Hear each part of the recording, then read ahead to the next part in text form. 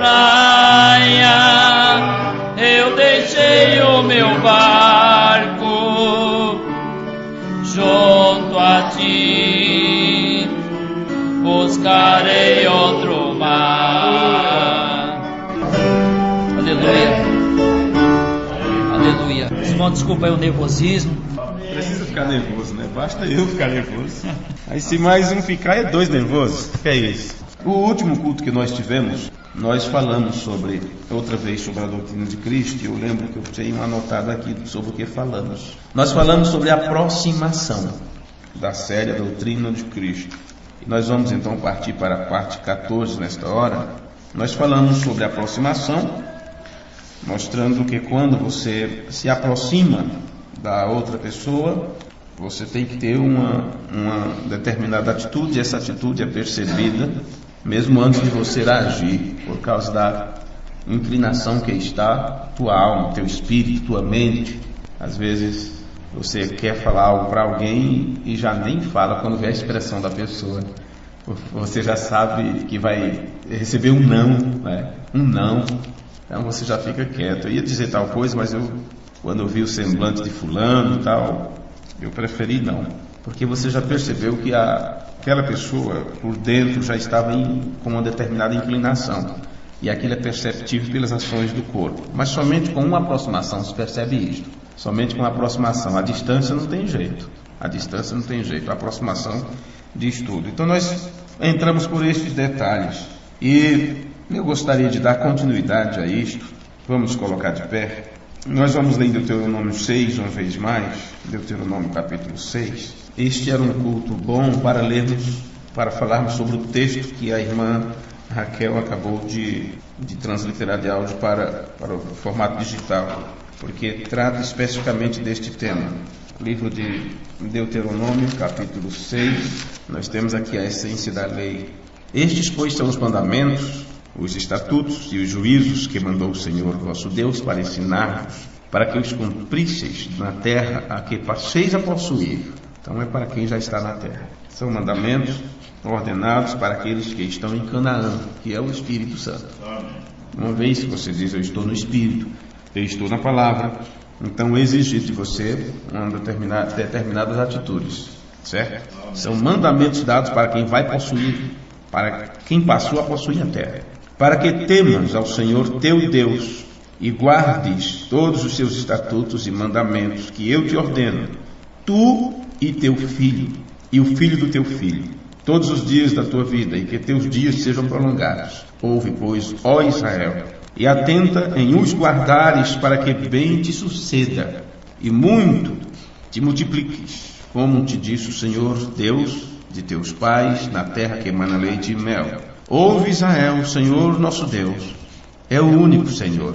Amarás, pois, o Senhor teu Deus de todo o teu coração e de toda a tua alma, de todas as tuas forças. E estas palavras que hoje te ordeno, na minha Bíblia, na versão Scofield, aqui o tema no versículo 6 está: os pais devem instruir os filhos. Eu não sei se na tradução que vocês têm, João Ferreira de Almeida, se eles colocaram esta parte. Acima do versículo 6, a introdução. Tá?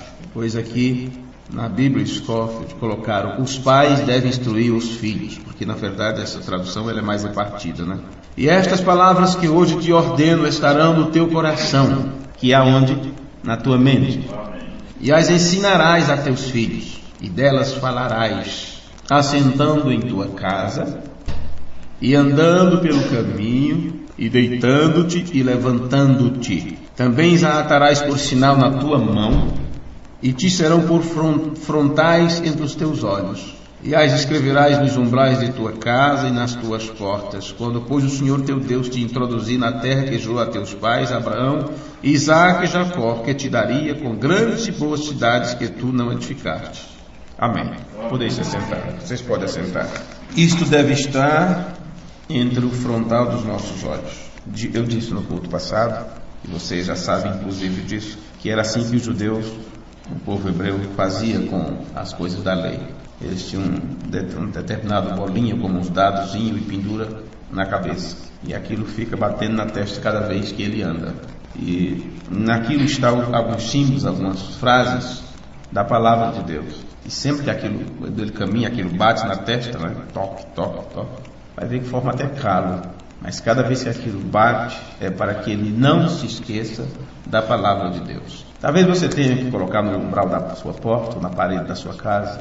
Aí quando você entra em seu lar e vê um quadro do pilar de fogo, então você não consegue esquecer. Você sempre está lembrando do testemunho onde o pilar de fogo, a coluna de luz, se deixou fotografar, autenticando essa mensagem. Quando você entra em seu lar e tem um quadro das eras em algum ambiente, você olha aquilo, você já lembra do trabalho que Deus está fazendo, de como Ele está trabalhando conosco, de como a palavra veio até nós. E assim são tantas coisas que nós temos que nos lembram do que Deus está fazendo nesse tempo. E sempre que você tiver oportunidade, falar da palavra de Deus, falar desta mensagem, ao invés de estar falando de erro dos outros, de erro dos irmãos, de quem está em pecado, de quem caiu nisso, de quem caiu naquilo, não é? Falar mal de ministro, falar mal de pessoas, falar mal de diácono, você não irá a canto nenhum assim. Aproveite quando está ao redor da mesa, enquanto está uns com os outros, e lembre-se de falar alguma coisa sobre esta palavra, sobre esta mensagem, sobre esta obra que Deus está fazendo, sobre a visitação de Deus nesse tempo. Isto é para criar uma atmosfera, não é, de luz. Porque se andarmos na luz, como Ele na luz está, temos comunhão com os outros. Veja. Agora, quando nós examinamos as Escrituras, ele diz assim: as escreverás nos umbrais da porta de tua casa e nas portas. Por quê? Quando você está vindo, quando você está saindo, sempre haverá um lembrete constante colocado diante de você, das promessas de Deus para você nesta hora. O que Deus prometeu fazer com o seu povo nesse tempo. Algumas pessoas colocam versículos das Escrituras em algum lugar, né, para lembrar de algo, como alguém no local do telefone coloca um lembrete lá. Não usem, olha o que você fala aqui, né, porque aquilo que você fala está registrado em algum lugar, e assim vai. Então, ok, podemos examinar nas Escrituras, na Bíblia Sagrada, e verificar que Deus está, neste tempo, realmente chamando uma noiva que tenha aplicado o sinal. Quando o irmão Branda pregou o sinal, pregou pela manhã, à noite ele pregou sobre desespero, porque ele disse que a mensagem mais tremenda, mais sobressalente de todo o seu ministério, depois dos selos, é a mensagem do sinal. No entanto, ele viu que as pessoas não deram muita importância. O povo ouviu como se fosse um sermão qualquer. E então ele pregou sobre desespero à noite, dizendo para o povo que deveríamos estar em desespero para aplicar o sinal. Porque afinal de contas, quando você lembra o que aconteceu no Egito, imagine você, o anjo da morte vindo, destruindo, matando cada um daqueles primogênitos. Porém, quando eles chegavam na casa onde o sangue estava aplicado no umbral da porta, o anjo da morte passava por aquela casa. Todos ali estavam seguros, estavam salvos, porque eles sabiam que tinham aplicado o sinal. O irmão Branda disse que o sinal para nós hoje é o Espírito Santo. Sem o Espírito Santo você não tem um sangue sobre você. Sem o Espírito Santo você não tem a palavra. Sem o Espírito Santo você não tem Deus, porque Ele é o Espírito Santo, não é? Então, para se ter o Espírito Santo, você tem que fazer isto que está dizendo aqui nas Escrituras: aplicar o sinal, ter a palavra à sua frente a cada dia, levantando, deitando-se em todos os momentos, como disse Davi, tendo o seu prazer na lei do Senhor e na sua lei, meditando dia e noite, né? Meditando dia e noite. E Deus está chamando uma noiva que tenha aplicado o sinal, não só para si, mas diante dos seus entes queridos. E eu creio que quanto mais nós nos aproximamos da ressurreição, do período, do momento da ressurreição, que está bem à frente, mais devemos estar sendo atraídos para aquela atmosfera da ressurreição. Porque se isto faz parte do rapto, se é as fases do rapto, alarido, voz de trombeta, e estamos dentro deste alarido, aclamação, o grito de brado, que o Lembra diz que é uma mensagem chamando o povo para a palavra, para a mudança de vida, uma mudança de atitude. O que vem depois disso? É a ressurreição. É a ressurreição. Então, se nós estamos dentro da atmosfera da voz da aclamação, nós temos que estar sendo atraídos cada vez mais para a atmosfera da ressurreição. Ou a ressurreição acontecerá e não saberemos que ela aconteceu. Isso significa que quem passar por um período desse foi deixado para trás. Porque no período da voz da aclamação ou do alarido, não aplicou o sinal, porque a mensagem é isto, é para aplicar o sinal. Ou receba o Espírito Santo, viva sob a liderança do Espírito. Então isto vai te levar para o período da ressurreição, porque os mortos serão ressuscitados e os vivos serão transformados. Mas para estes vivos estarem transformados, eles terão que ter entrado nessa atmosfera de transformação, que você recebe essa atmosfera dentro da primeira fase do rapto, que é nesta aclamação que te leva a aplicar o sinal, te leva a aplicar o Espírito Santo. Então, irmãos, ao criar a atmosfera certa, não só na igreja, não é? Mas também em qualquer lugar que formos, qualquer lugar que nós vamos, quando criamos essa atmosfera, não podemos criar essa atmosfera se não houver esse poder criador em nós. Esse poder criador em nós. E às vezes nós achamos que criar uma atmosfera é insistir com as pessoas, é inquirir das pessoas alguma coisa. No texto que eu estava lendo, que a irmã Raquel digitou, isso me veio na lembrança agora também, onde o irmão Brian fala que às vezes queremos pregar, quando na verdade devemos mostrar a vida. É mostrar vida. Queremos citar as Escrituras quando a mulher está nervosa, queremos citar a mensagem, queremos citar a Bíblia para poder acusar as pessoas, envergonhar as pessoas, né? E não é hora de pregar, não é hora de pregar, não é hora de falarmos alguma coisa. A pessoa já conhece aquilo. É hora de você manifestar amor, compreensão, aceitação, perdão. A pessoa já sabe, já conhece as Escrituras, já conhece a palavra. Então tem um momento que, se você for falar da palavra para a pessoa, só vai irritá-la mais, só vai irritá-la. Não é momento, é hora de você estar em oração, não é? Procurando criar um ambiente, criar uma atmosfera onde aquilo seja rompido, entre aquele lado ruim seja quebrado do outro lado. Quer dizer, a pessoa está com ódio, você terá que manifestar amor, para que aquela pessoa então possa entrar dentro da atmosfera. Quer dizer, você faz um círculo maior para colocar aquela pessoa dentro. A mesma coisa é o que acontece nos lares, né?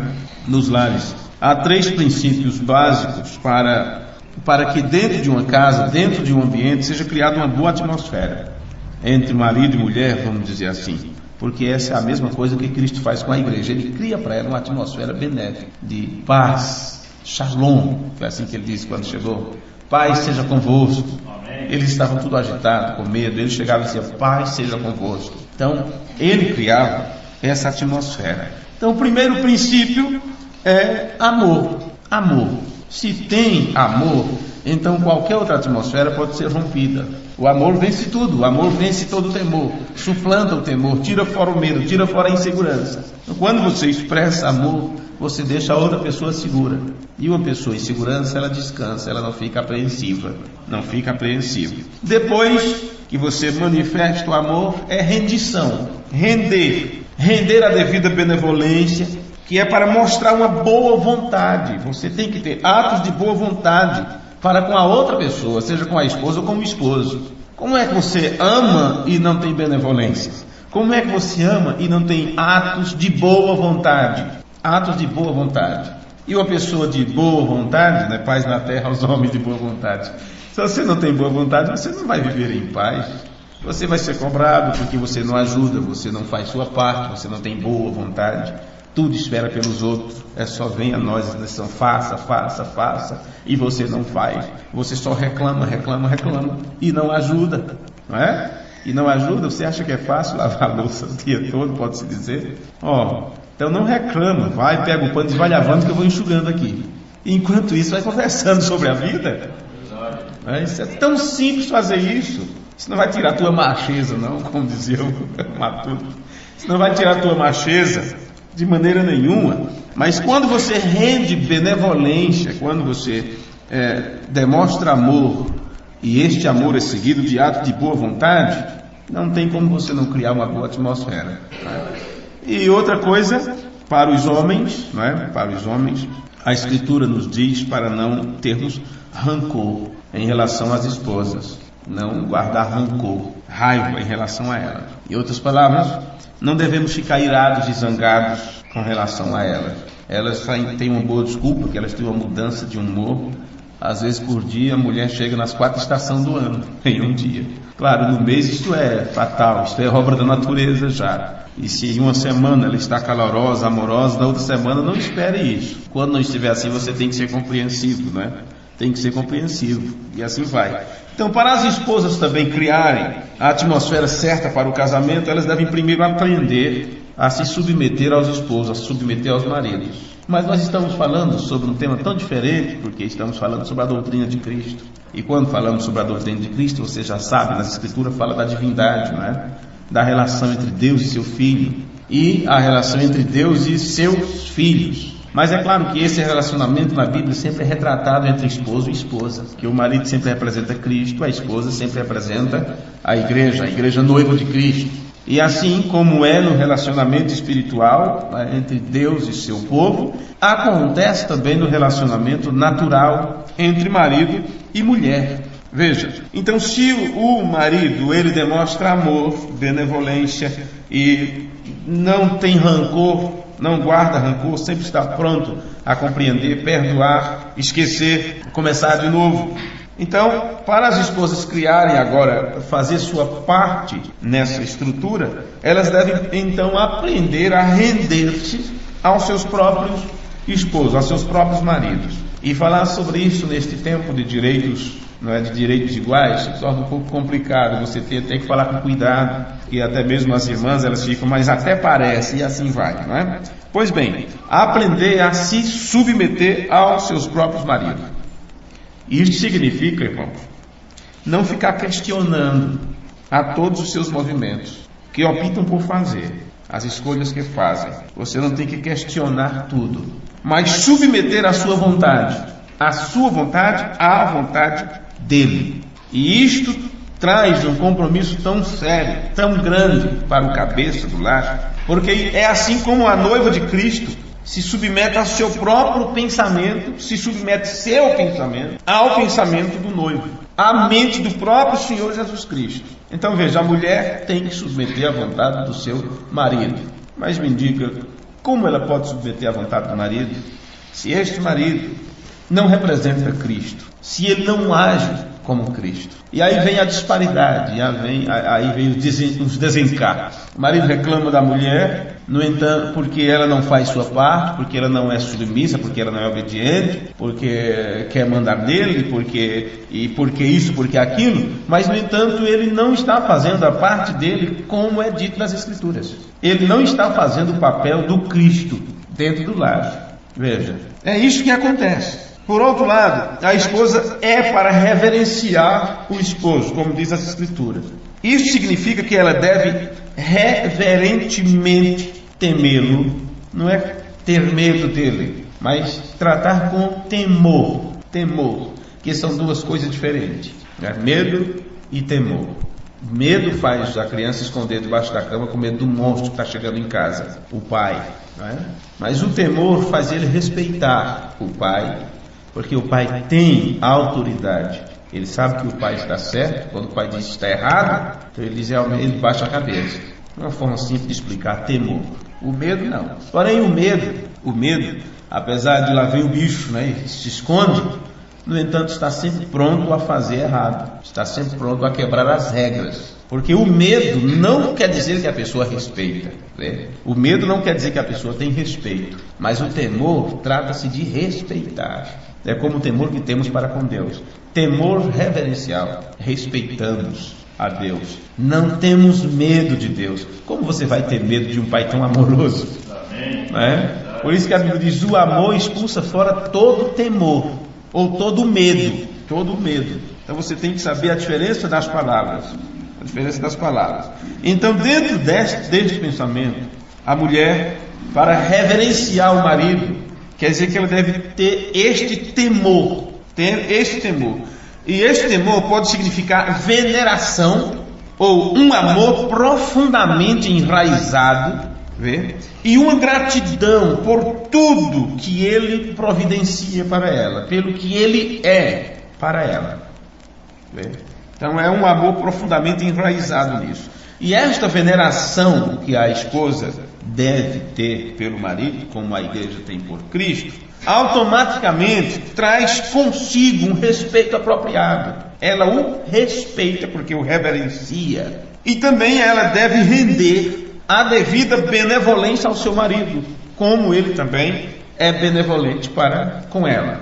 Estes são os princípios do casamento que geralmente os casais falham em observar. Agora, se ele realmente ama ela e ela ama a ele, não haverá ciúme neste casamento, não haverá ciúme entre os dois. Paulo diz que o amor não é ciumento, nem sequer suspeita mal, não suspeita mal. Porém, se um dá motivo para suspeitar mal, então você percebe que todas essas regras têm sido quebradas. Agora, se não se dá motivo e a pessoa mesmo assim suspeita mal, então tem um problema sério ali. Alguém está doente entre os dois, né? Porque se não há motivo, no entanto a pessoa suspeita mal, no entanto a pessoa é um inseguro, é uma insegura, então ciúme leva a isso. Então isso não é de Deus. Isso não é de Deus. Deve haver transparência entre os dois, né? Deve haver uma certa transparência entre os dois. Esse temor, como acabei de falar, e honestidade a ponto da pessoa saber ele está a quilômetro de distância, porém ele me ama, ou ela me ama, estou despreocupada com isto. Agora, você sempre deve se lembrar de uma coisa também quando falamos sobre essas questões, é que a sua submissão, a sua reverência e a devida benevolência, tudo isso diz que é para ser como ao Senhor, porque você não apenas reverencia o marido pelo marido, mas porque você é uma pessoa temente e obediente a Deus. Você teme a Deus, assim como o seu amor por ela, e nunca se amargue para com ela, nunca ser uma pessoa amarga para com ela, e os seus prestativos gestos de bondade, os seus prestativos gestos de gentileza para com ela, não diz que é para ser como ao Senhor. Veja, pois Ele é o seu Senhor, mas a Escritura diz que eles devem ser como o próprio Senhor faria. Como deve se amar esta pessoa tão querida que vive do seu lado? Você faz como se estivesse fazendo ao Senhor, como se estivesse reverenciando a Deus. O que isso significa? Significa que você deve fazer por aquela pessoa o que o próprio Senhor faria estando no seu lugar. É aquela mesma questão sobre como pedir em nome de Jesus. Não é apenas repetir o nome de Jesus, te peço em nome de Jesus. Você só pede uma coisa a Deus em nome de Jesus se estiver pedindo de acordo com o que Jesus pediria. E Jesus não pede nada que não seja da vontade de seu Pai. Então você não pede apenas por pedir, ou apenas exige isto e aquilo em nome de Jesus. O que Jesus pediria em seu lugar? O que Jesus faria? Ele primeiro oraria ao Pai e dizia: Pai, que a tua vontade seja feita, não a minha. Aí sim você estará pedindo em nome de Jesus. Não é só fazendo isso, fazendo aquilo, repetindo em nome de Jesus, esperando a resposta. Então, quando você faz isso pela pessoa que está do seu lado, você deve estar fazendo aquilo como o próprio Senhor faria. Então, se você observar atentamente a forma como isto é apresentado nas Escrituras, você percebe que ele deve proceder como Cristo procederia. Porque é muito fácil exigir da esposa compreensão, respeito, dedicação, submissão, e assim vai. É muito fácil exigir isso e apresentar a mensagem, apresentar a Bíblia, e aí temos um bando de irmãos que não passam de machista, no pior sentido da palavra possível, que trata as esposas como lixo, como capaz, como se fosse propriedade, e ainda quer apresentar com isto vantagem, quer aprender com isto cristianismo. Jesus não trata assim sua igreja. A Bíblia diz que ele amou a igreja e se entregou por ela. Por outro lado, tem aqueles que se entregam para a esposa e vira um banana, um marido, um coração de galinha, nem sei que designação falar. Mas aqueles que se entregam para ela. Isso é diferente daqueles que se entregam por ela. Jesus não se entregou para a igreja fazer dele o que ela bem quiser, como a igreja católica está fazendo qualquer coisa pela palavra. Por isso que ela prova que não é esposa dele. Agora, Cristo se entregou pela igreja, por ela. E por isso ela é submissa quando fez tão grande amor que ele fez, né? A ponto de se entregar por ela. Amém. Os homens, a mesma coisa, as mulheres, a mesma coisa. Se você observar nas Escrituras, é assim. Você percebe que ele deve proceder como Cristo procederia. E ela deve proceder como se o que ela estivesse fazendo fosse para Cristo. O irmão Branham disse que você quer servir a Deus corretamente, então sirva seu marido, sirva seu esposo Seja a esposa que a Bíblia exige de você. E você estará servindo a Deus. Não tem como você ser uma pedra de tropeço, ser um espinho, uma brocha que chama, um prego no sapato do seu esposo e querer servir a Deus. Não adianta isso. Tem que ter um canal, tem que ter um caminho, não é? Então, você vê que um casamento que realmente entra por esses canais, entra por esses pedaços aqui, eles terão um bom relacionamento. Eles terão uma boa relação entre si. Veja, a aproximação é tudo na construção de um relacionamento. Ainda prosseguindo o culto anterior, falando sobre a aproximação. A aproximação é tudo para se construir um bom relacionamento. Seja ministerial, seja trabalhista, seja tudo.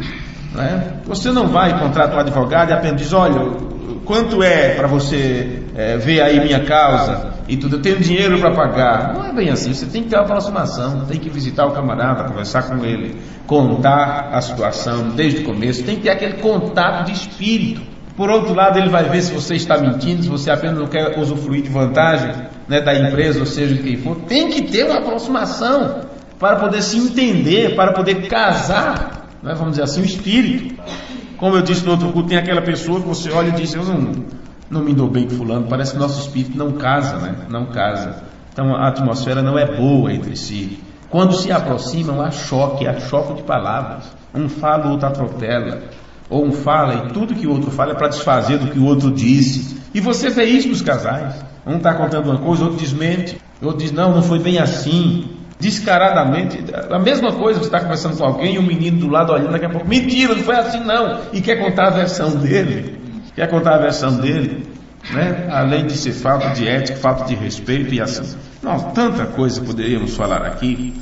Então, a aproximação é tudo na construção de um relacionamento. Nossa aproximação é o que tanto nos deixa chateado um com o outro.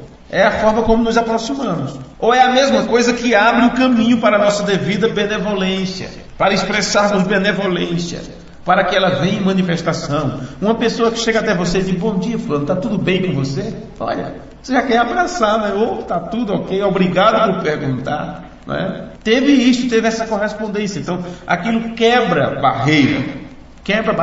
A forma que você se aproxima das pessoas. Você diz, fulano é tão ruim, é tão chata, mas você sempre se aproxima também de forma chata. A outra pessoa também está pensando o mesmo de você, porque nunca quebraram essa barreira em uma aproximação. Ok, no sermão, senhores, queríamos ver a Jesus. O irmão Branham disse, lembre-se amigos, sua aproximação a qualquer dom divino determinará o que irá receber disso. Ou a forma como você se aproxima do dom divino vai determinar o que você vai receber deste dom. Veja que coisa. E claro que uma mulher de fluxo de sangue tocou em Jesus de uma certa forma e recebeu uma bênção. Tantos outros que estiveram ali com Jesus, que tropeçaram por ali, nunca receberam nada. Quantos? Nas reuniões Branham, quantas pessoas eram curadas, quantas pessoas eram abençoadas. No entanto, temos ali um camarada que saiu dali com câncer, com tuberculose, com tudo quanto é de enfermidade ruim. Porque a forma que ele se aproximou foi uma forma desrespeitosa. Quantos se sofreram consequências drásticas? Você lembra do diácono? Sabe a história do diácono que riu de irmão Branham? 3 dias depois fizeram o sepultamento dele. Estava bom todo. Apenas irmão Branham de óculos, né? Fez o exame de vista, estava usando óculos. E o diácono brincou com aquilo. Como é que é, irmão Branham? Você usando óculos? Quer dizer, uma pessoa que ora pelos enfermos está usando óculos, tal e tal. E fez uma brincadeira. Não lembro agora como é que foi. E ele não desrespeitou o irmão Branham, mas aquele que estava acompanhando o irmão Branham, o anjo que estava com o profeta. Aquele diácono foi desrespeitoso. 3 dias depois enterraram o diácono. Tem vários casos desses. Né? Ok. Observe, lembre-se, amigo, sua aproximação a qualquer dom divino determinará o que você irá receber disso. Como você se aproxima. Agora, quando você olha na sua Bíblia, em Mateus 15, versículo 26, nós vemos a história de como uma mulher se aproximou de Jesus. São Mateus 15, versículo 26. Vamos ver como uma mulher se aproximou de Jesus e mesmo após ele a ter recusado, ela não recusou em troca. Como outro culto nós falamos sobre a aproximação, quem sabe nesses nós poderíamos intitular, já que eu não dei título nenhum, sobre construção de um relacionamento, né? Construção de um relacionamento, ficaria bom. Veja, nós em Mateus capítulo 15, versículo 26, você vê, uma mulher se aproximou de Jesus, e mesmo depois dele ter recusado a aproximação dela, ela não recusa em troca, ela não revida a recusa de Jesus, mas ela sabia que a sua posição e o seu sincero respeito era a sua única resposta. Veja, e Jesus, partindo dali, foi para o litoral de Tiro e de Sidom, e eis que uma mulher cananeia que saíra daquelas cercanias clamou dizendo: Senhor, filho de Davi, tem misericórdia de mim, que minha filha está miseravelmente endemoniada. Mas ele não lhe respondeu palavra. E os seus discípulos, chegando ao pé dele, rogaram-lhe, dizendo: despede-a, que vem gritando atrás de nós. Que papelão, mano. Que papelão. E ele respondendo disse: eu não fui enviado, senão as ovelhas perdidas da casa de Israel. Você sabe que ela era uma gentia. Dentro daquele ministério, daquele período de tempo, Jesus só estava indo apenas aos judeus. Ia chegar o momento dos gentios. A forma que ela se aproximou dele, chamando de filho de Davi, somente os judeus poderiam se aproximar assim. Então chegou ela e adorou, dizendo: Senhor, ajude-me. Ele, porém, respondendo, disse: não é bom pegar no pão dos filhos e deitá-los aos cães. Você pode estar lendo os cachorrinhos, né? E ela disse: sim, Senhor, mas também os cães comem das migalhas que caem da mesa dos seus senhores. Então respondeu Jesus e disse: ó mulher, grande é a tua fé. Em outras palavras, que revelação grande tu tens. Seja isso feito para contigo como tu desejas. E desde aquela hora, a sua filha ficou sã. Amém. Veja, esta mulher não carregou pedras em seu ombro, porque Jesus não foi facilmente amável para com ela. Jesus não foi amável para com esta mulher. Ele tratou ela como um cachorro, como um ralé, como não és digno de receber a bênção. Talvez, se fosse qualquer outro, sairia dali xingando, já dizendo que ele era um falso profeta, com todo tipo de coisa. Veja, Jesus não foi amável com esta mulher. E foi a resposta dela que mudou toda a situação e abriu o coração de Jesus para ela.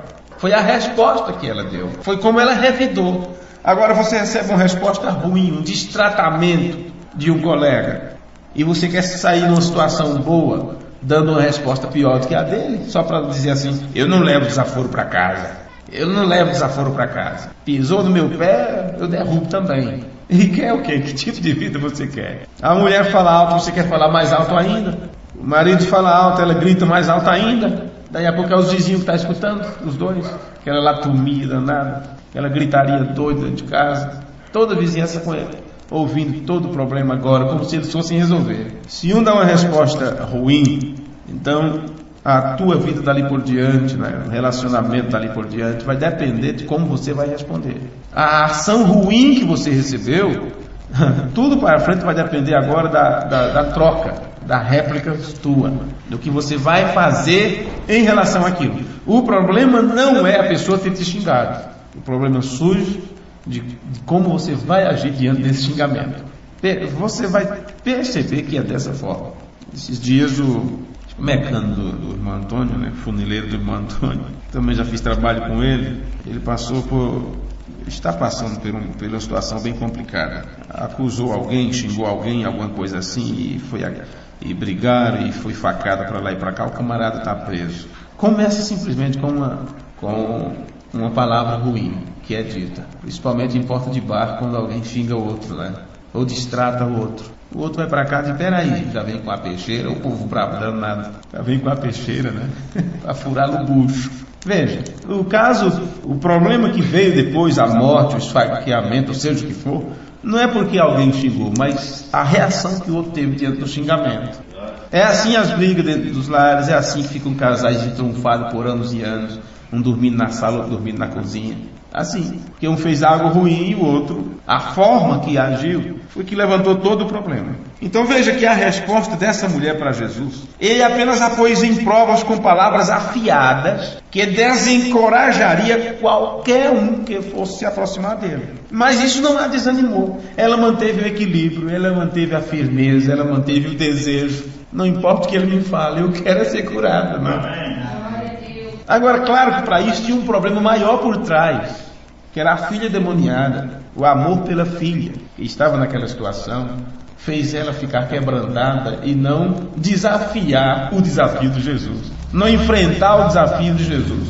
Algo a moveu para aquilo. Então, se todas as pessoas tivessem um espinho na carne, eles pensariam duas vezes antes de falar, antes de agir, antes de julgar. Por isso Paulo disse: Deus me deu espinho na carne para que eu não me glorie. Deus me deu um trabalho tão grande a ser feito, me deu uma honra tão grande. No entanto, Ele me deixou numa situação com espinho na carne, vamos dizer assim, para que eu não me glorie em mim mesmo. Ele tinha um problema maior, que eu deixava pianinho, como diz, quietinho em relação àquilo. E quando ele orou por 3 vezes, Deus disse: a minha graça te basta. E o que é que ele disse depois? Ele ainda insistiu 3 vezes. Ele ainda insistiu 3 vezes. Talvez das 2 primeiras vezes que ele insistiu, Deus não disse nada, ficou quieto. Mas quando Deus disse: a minha graça te basta, ele disse: eu vou ficar quietinho daqui por diante. Vou responder mais o quê? Ele já tinha aprendido que era duro recalcitrar contra os aguilhões. É duro dar murro em ponta de faca, né? Você vai esfurar. E assim vai. Então você vai ver, basta olhar para a resposta, basta olhar para a sua resposta, e você verá que ela não era o tipo que fica facilmente desanimada. Aquela mulher não era o tipo de pessoas que se desanima no primeiro não que escuta.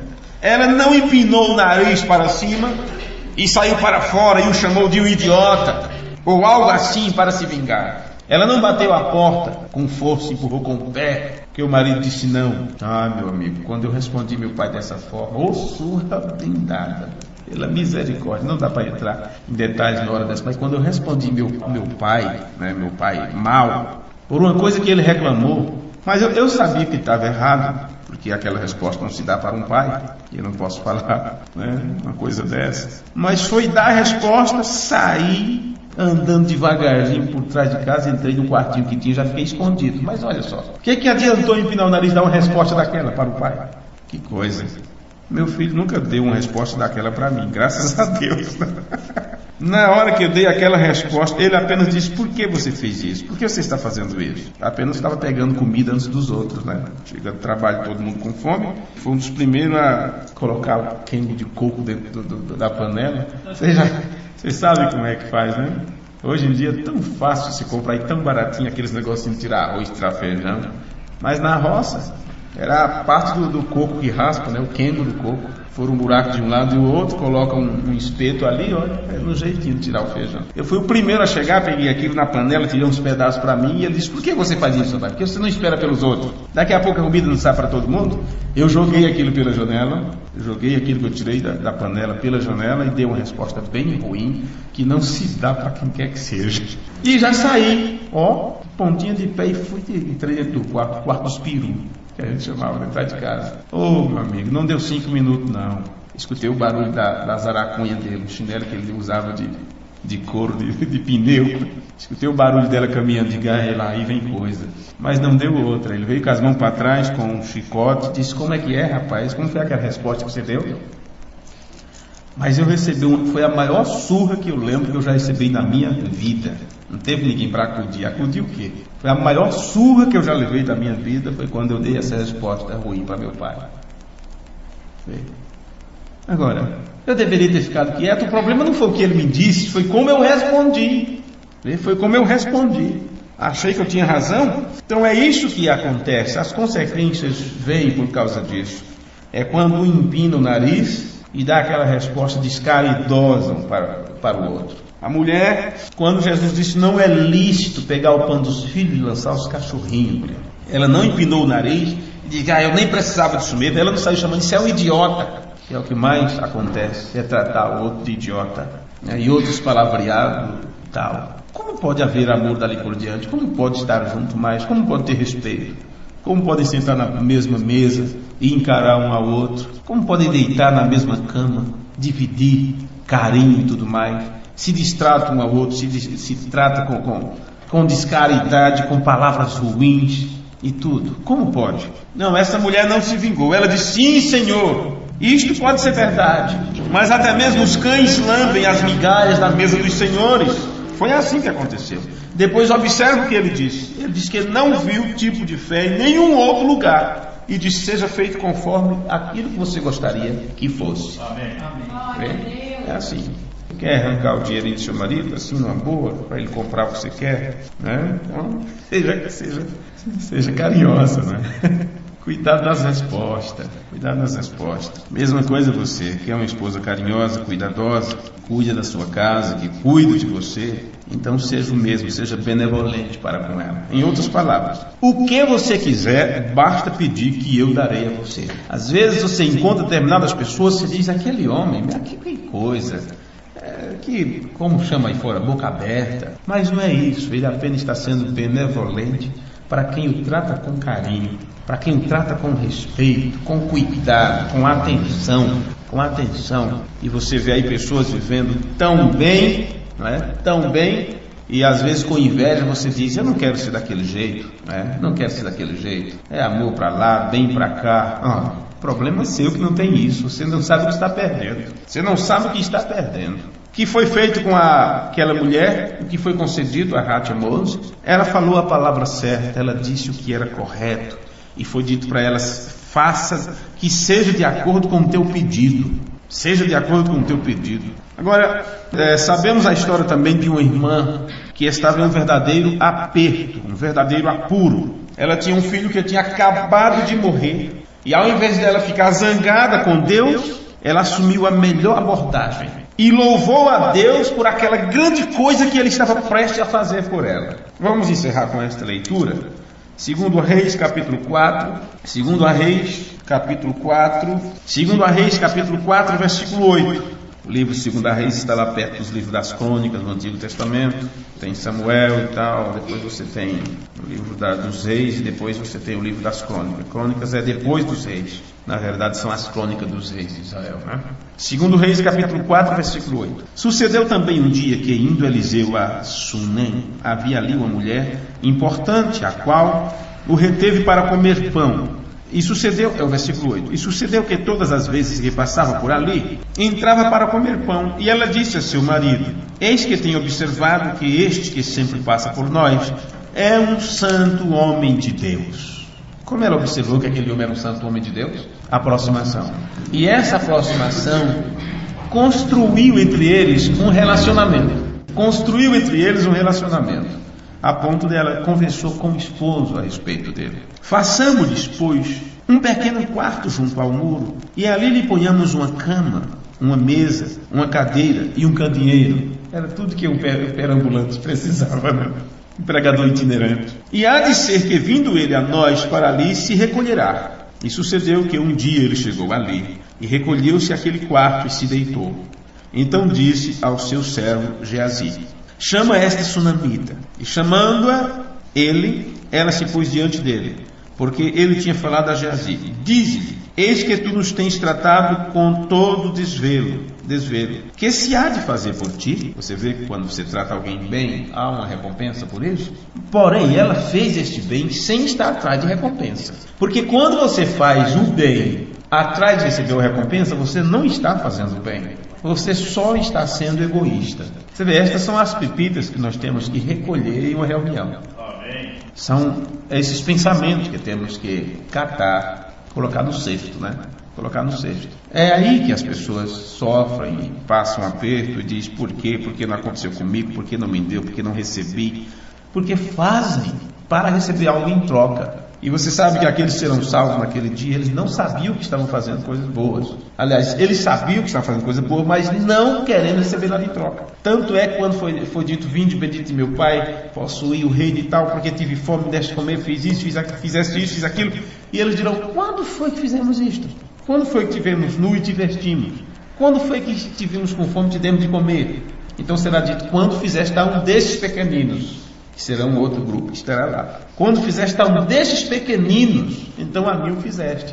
Então veja que quando eles foram bons, para com os filhos de Deus, eles não estavam esperando receber algo em troca. Eles estavam fazendo bondade porque eles eram bons, não para receber bondade em troca. Agora, claro que isto é uma lei. Faça o bem e receberá o bem em troca. Veja, isto é uma lei. Mas quando você faz o bem em busca de receber algo em troca, você não está fazendo bem. Você está sendo egoísta e está fazendo uma troca, uma compra, que não tem nada a ver uma coisa com a outra. Uma coisa é você estar precisando de ajuda, e eu vou e te arrumo dinheiro, te arrumo o que você precisa. Outra coisa é você estar precisando de ajuda e eu vou lá e compro tua mesa para poder você ter dinheiro para comer. O que adiantou? Se trouxe tua mesa, você vai comer no chão. Então veja, e interessante que Eliseu não falou direto para ela, falava com o moço. E o moço falava com ela. Eis que tu tens nos tratado com todo desvelo. Que se há de fazer por ti? Haverá alguma coisa de que se fale por ti ao rei ou ao capitão do exército? E ela disse, eu habito no meio do meu povo. Então disse ele, que se há de fazer por ela? E Geazi disse, ora, ela não tem filho, e o seu marido é velho. Por isso disse ele, chama. E chamando-a, ela se pôs à porta. E ele disse, a este tempo determinado, segundo o tempo da vida, abraçarás um filho. E ela disse, não, meu senhor, homem de Deus, não mintas a tua serva. E concebeu a mulher, e deu à luz um filho no tempo determinado, no ano seguinte, segundo Eliseu lhe dissera. E crescendo o filho, sucedeu que um dia saiu para ter com seu pai. Ela estava grandinho, estava como Natan não, ele já corria atrás do pai, já ia para o serviço com ele, para ter com seu pai, que estava com os segadores, ou na colheita, né? E disse a seu pai, ai, a minha cabeça, ai, a minha cabeça. Então disse ao moço, leva-o à sua mãe. Que coisa, criança está doente já, vai para a mãe para cuidar, é? Porque os pais não conseguem, né? Sempre leva para a mãe. A mãe que faz um chá, a mãe que faz isso, faz aquilo. Mesma coisa é hoje. Leva para a mãe. E ele o chamou e o levou à sua mãe. E esteve sobre os seus joelhos até o meio-dia e morreu. E subiu ela e o deitou sobre a cama do homem de Deus. E fechou a porta e saiu. E chamou a seu marido e disse, você vê que a mulher aqui não ficou reclamando de Deus, não ficou brava com Deus que o filhinho morreu. Olha a atitude que ela teve. Colocou ele na cama onde o homem de Deus ficava. Chamou seu marido e disse, manda-me já um dos moços e uma das jumentas, para que eu corra ao homem de Deus e volte. E disse ele, por que vais a ele hoje? Não é lua nova nem sábado. E ela disse, tudo vai bem. Ela nem disse para o esposo que o filho estava morto na cama. Ela não deixou o menino em casa, deixou no quartinho lá. Veja o que ela disse, tudo vai bem. Então abardou a jumenta e disse ao seu servo, guia e anda, e não te detenhas no caminho, senão quando eu te disser. Partiu ela, pois, e foi ao homem de Deus ao Monte Carmelo. E sucedeu que, vendo-a, o homem de Deus de longe disse a Geazi, seu servo, eis aí a sunamita. Agora, pois, corre ao encontro e diz-lhe, vai bem contigo, vai bem com teu marido, vai bem com teu filho, os três, né? E ela disse, vai bem, quer dizer, vai tudo bem. Chegando ela, pois, ao homem de Deus, ao monte, pegou nos seus pés, mas Geazi, para retirá-la, disse, mas chegou Geazi para retirá-la. Ela agarrou-se com os pés do profeta.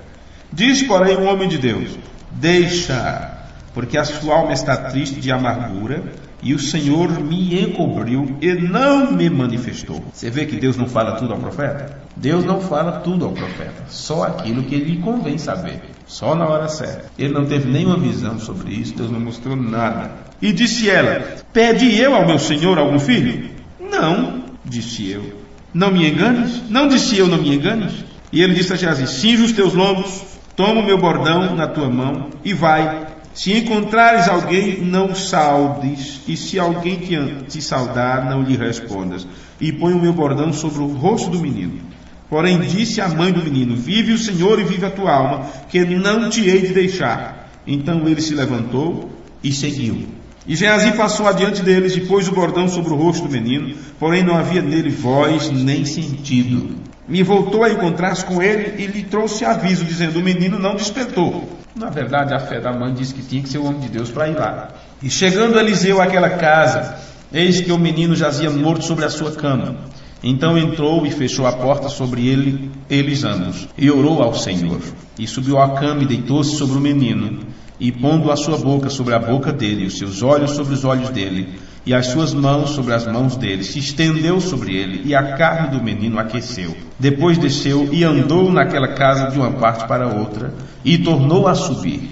E se estendeu sobre ele, então o menino espirrou 7 vezes e abriu os olhos. Então chamou a Geazi e disse: chama esta sunamita. E chamou-a, e veio a ele, e disse ele: toma o teu filho. E entrou ela e se prostrou aos seus pés e se inclinou à terra, e tomou seu filho e saiu. Amém. Observe que quando tudo parecia perdido, ela disse: está tudo bem.